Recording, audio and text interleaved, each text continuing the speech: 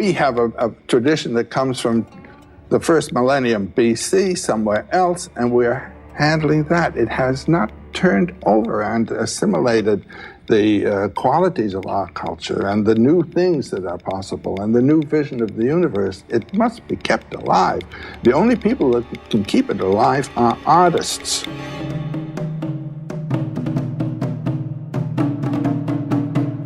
The artist his function is the mythologization of the environment and the world.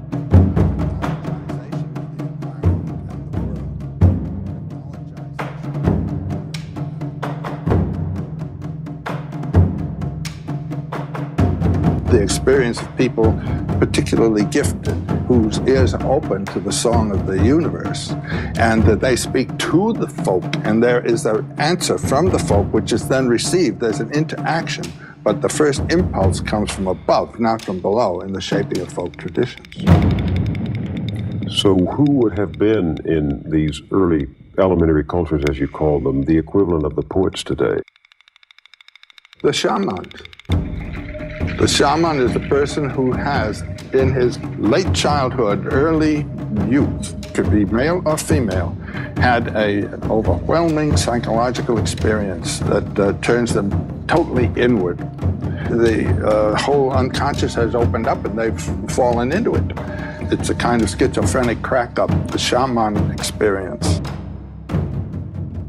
Dying and resurrecting, being on the brink of death and coming back, actually experience the death experience. People who have very deep dreams. Dream is a great source of the spirit.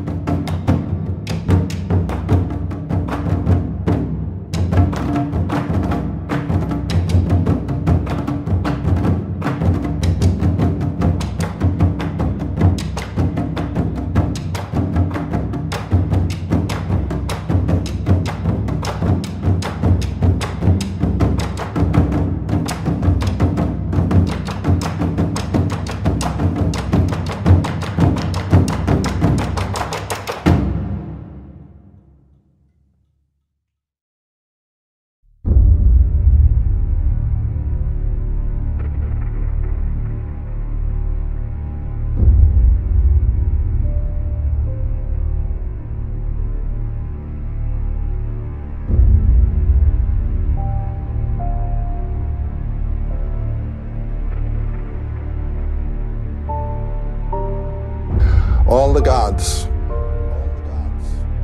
all the heavens, all the worlds are within us, They are magnified dreams, and what dreams are manifestations in image form of the energies of the body in conflict with each other. And that's all myth is. Myth is a manifestation in symbolic images, metaphorical images of the energies within us.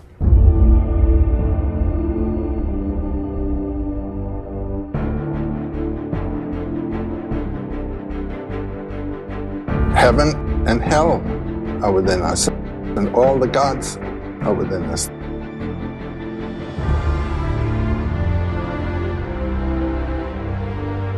Here's a whole mythology based on the insight that transcends duality. Ours is a mythology that's based on the insight of duality. One has eaten of the tree of the knowledge, not only of good and evil, but of male and female, of right and wrong, of this and that, and light and dark. Everything in the field of time is dual, past and future, dead and alive.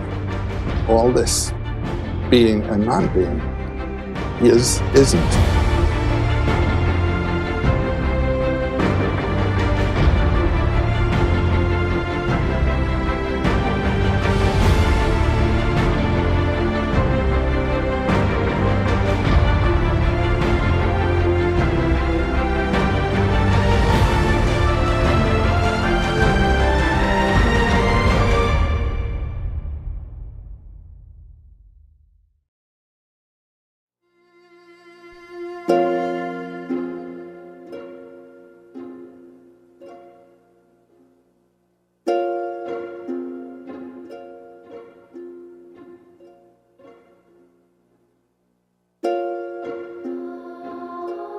religion is a defense against a religious experience. Well, that means it has reduced the whole thing to concepts and ideas. And having the concept and idea short circuits the transcendent experience. And the ultimate word in our language for that which is transcendent is God.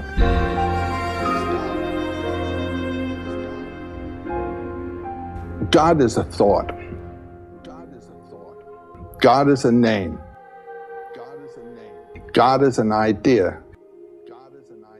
But its reference is to something that transcends all thinking. The ultimate mystery of being is beyond all categories of thought.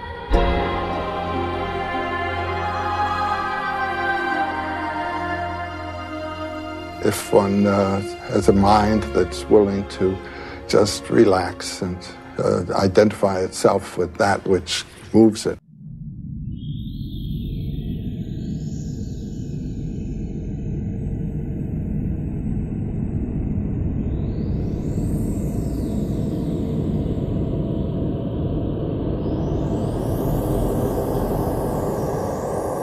We don't care who likes it or not, as long as we know it's the truth.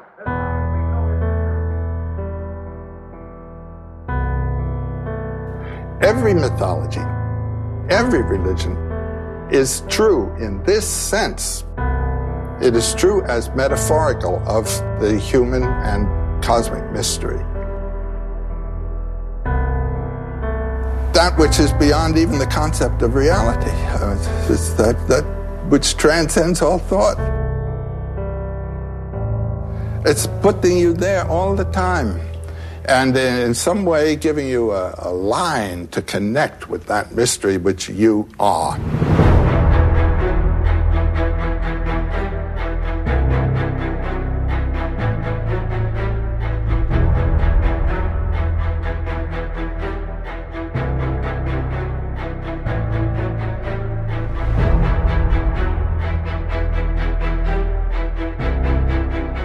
The experience of deep mystery is what one has to regard as the ultimate religious experience.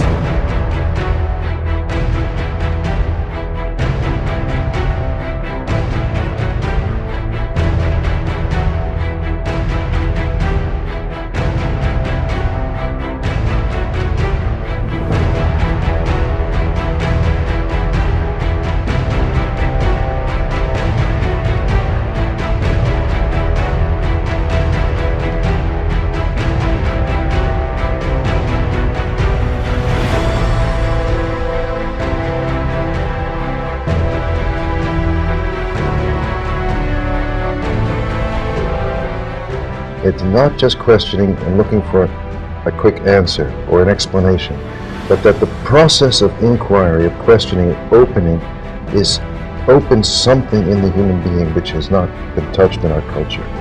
So it's not a question of whether you're in this field or that field. Everybody who is human has in themselves a potential of a passionate inquiry after truth.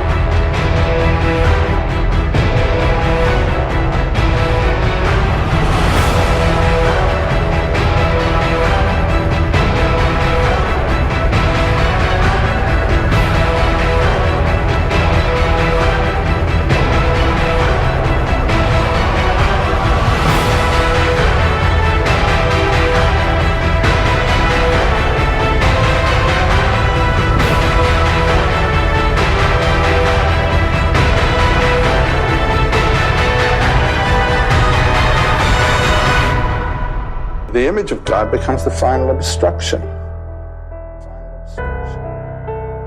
Your God is your ultimate barrier.